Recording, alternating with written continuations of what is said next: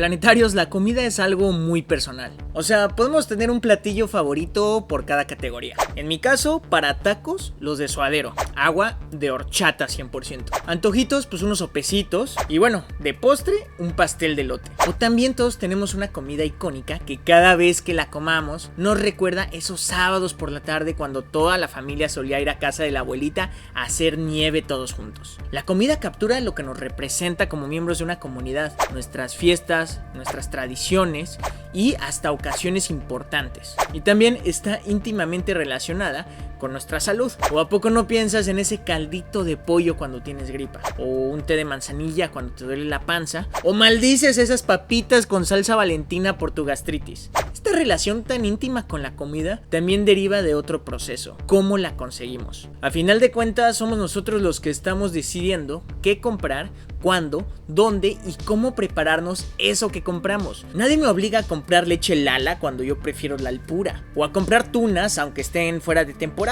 Es que ¡ay, qué ricas son las tunas!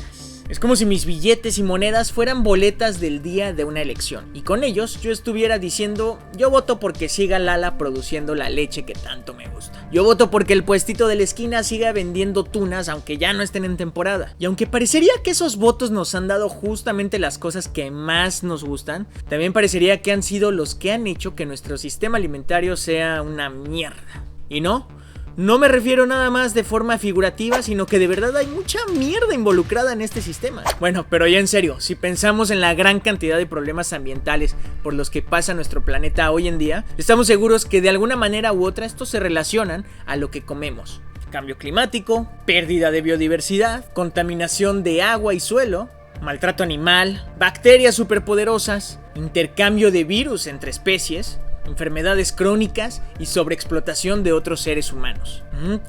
Oye, ¿estás segura que este fue el sistema por el que votamos? Sí, creo que sí.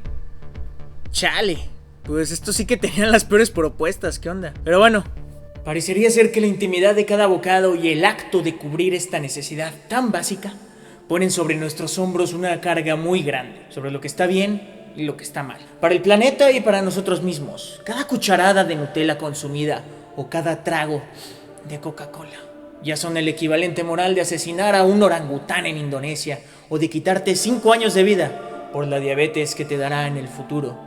Así que a confesarse, mis planetarios, que si en algo somos expertos aquí es en hacerles sentir mal por, bueno, cubrir sus necesidades básicas. No, pues ok, pero ¿a poco el problema radica en que somos malos consumidores? O sea, ¿será que nuestro poder de compra en verdad ha sido la causa de que tengamos una alimentación tan poco sustentable? ¿A poco todo eso nos ha llevado al pecado?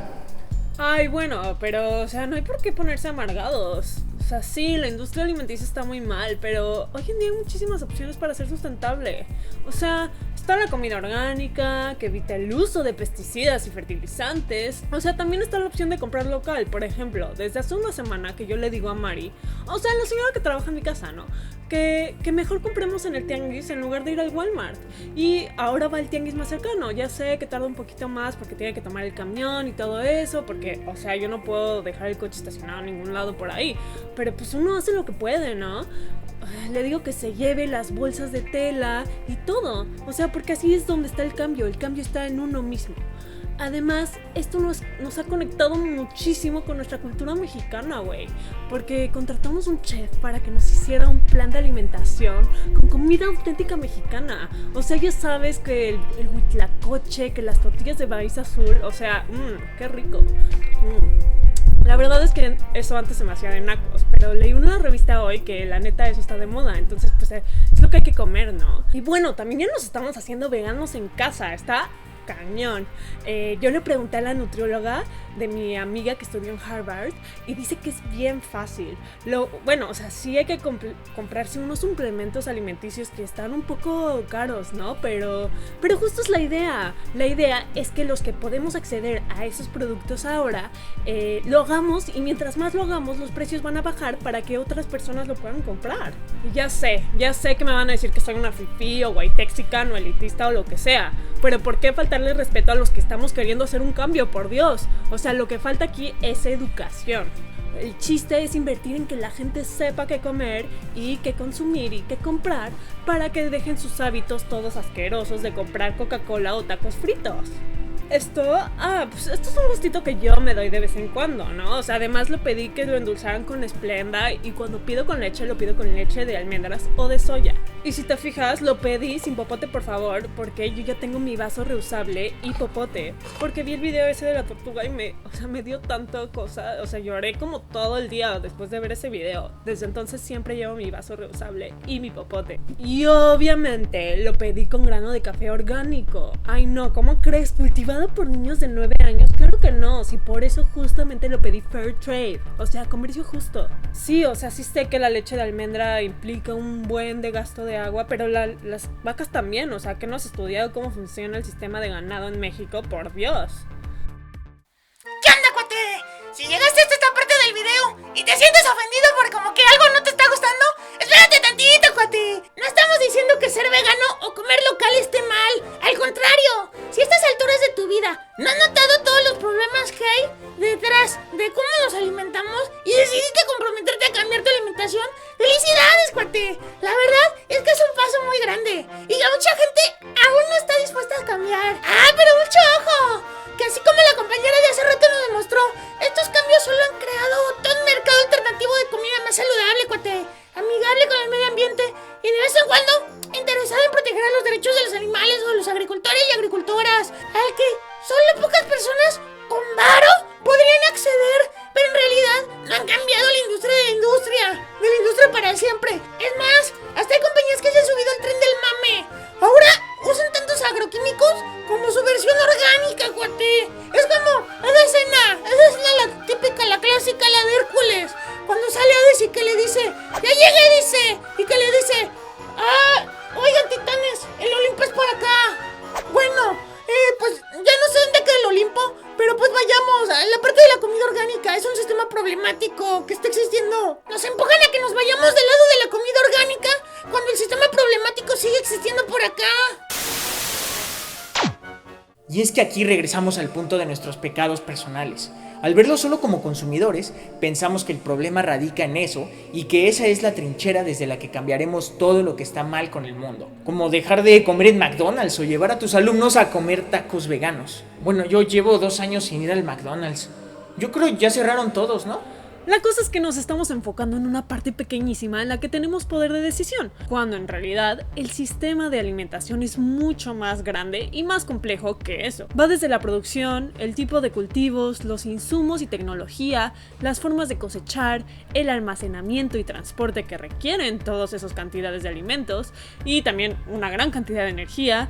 Hay toda una industria que empaqueta y procesa todavía más los alimentos para finalmente terminar en un supermercado o tienda donde tú tomarás esa decisión, muchas veces sin saber de dónde viene ese producto. Creo que más relevante que cualquier información nutricional que pueda enseñar una etiqueta es la historia que hay detrás de la producción de ese alimento y lo que no nos dice, lo que nos puede dar una clave sobre cómo se pueden resolver estos problemas. Gracias a mi profe de geografía quien hace un ejercicio así el primer día de clase. Les recomiendo que ustedes también lo hagan.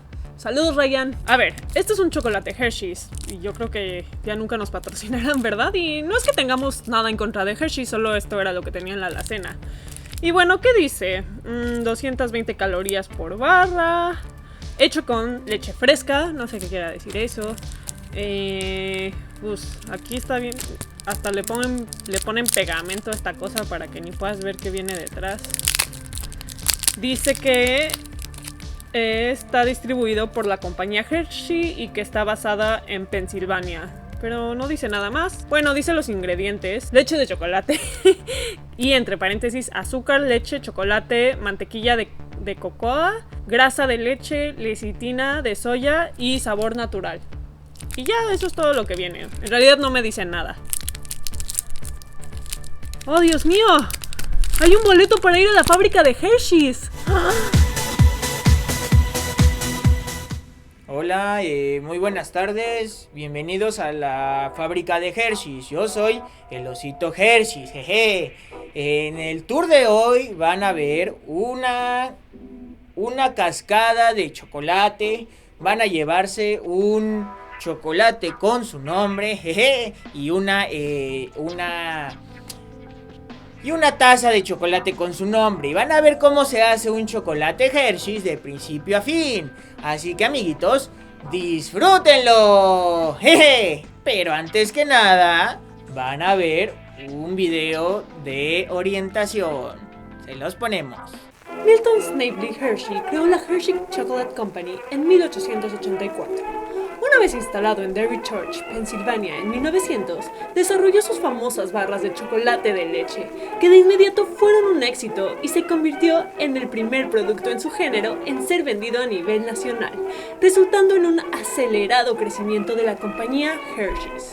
Hoy en día, la compañía es una de las más exitosas creando chocolate, teniendo una gran cantidad de ventas en los 5 continentes. Las famosas barras de chocolates Hershey están hechas de nuestros 4 ingredientes base, los cuales mezclamos en nuestras plantas manufactureras en Estados Unidos, Canadá, México, Brasil, India, Emiratos Árabes Unidos, Filipinas, Malasia, China, Corea y Japón. Bueno, perfecto. Ahora sí, comencemos con el tour. Oiga. ¿Sí? ¿Qué pasa con todas las acusaciones de explotación infantil en África Occidental y de cómo promueven la destrucción de los bosques tropicales en el sudeste asiático para conseguir aceite de palma? Bueno, ¿alguien tendrá otra pregunta? Mire, señorita. En primer lugar, Hershey's no se hace responsable por esas acciones, ya que todo lo adquirimos con productores externos. Nosotros no podemos ser considerados como los que promueven esas acciones, ya que nosotros solo compramos estos productos, no los producimos directamente. Pero, antes que nada, y aunque repito al público, Hershey's no tiene culpa, de todos modos, nos hemos puesto las pilas y hemos puesto dinero para aumentar la transparencia en nuestra cadena de producción.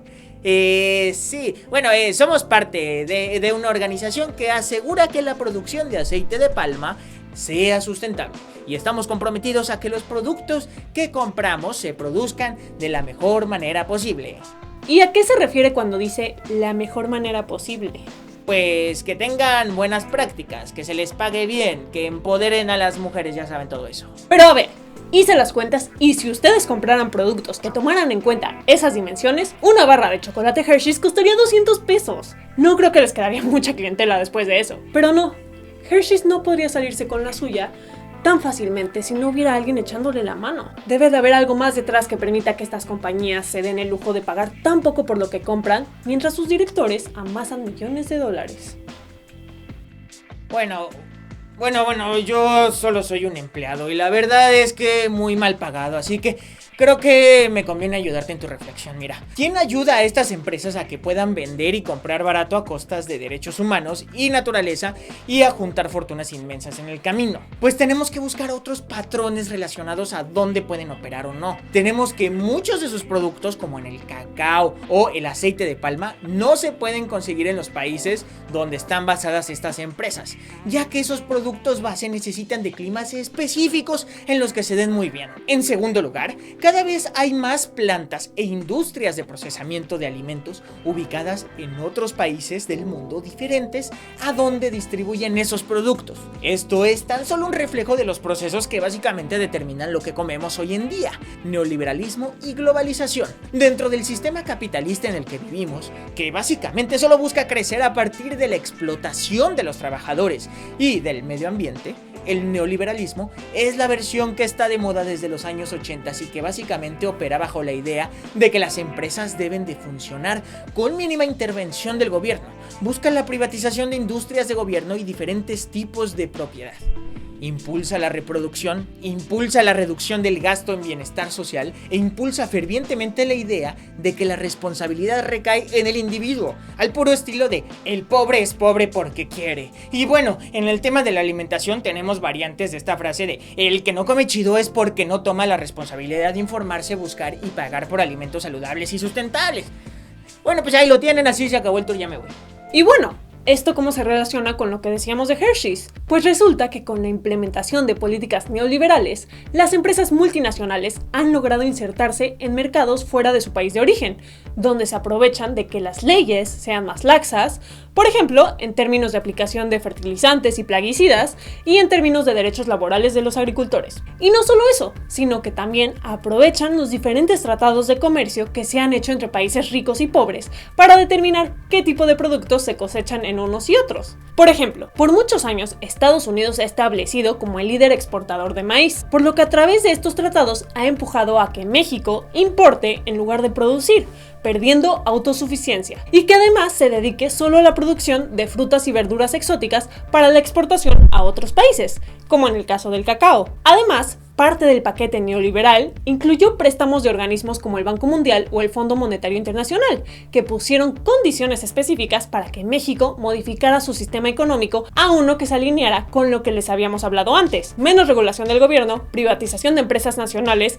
y producción intensiva de cultivos comerciales, los cuales solo benefician a los pocos que tienen los terrenos, la tecnología y los insumos suficientes para producirlos. Al final, todo está relacionado a que unos pocos sigan dominando el mercado de alimentos a costa de muchas otras cosas. Como dice Julie Goodman, una geógrafa quien ha estudiado ampliamente los problemas del mercado de comida orgánica en California. De verdad, hay límites a lo que pueden llegar a lograr individuos responsables cuando se enfrentan a un gobierno que permite la venta de comida con materiales tóxicos o ingredientes poco nutritivos con el interés de crecer económicamente, y que todavía culpa a las personas por comer esa comida. Pero a ver, espérate tantito.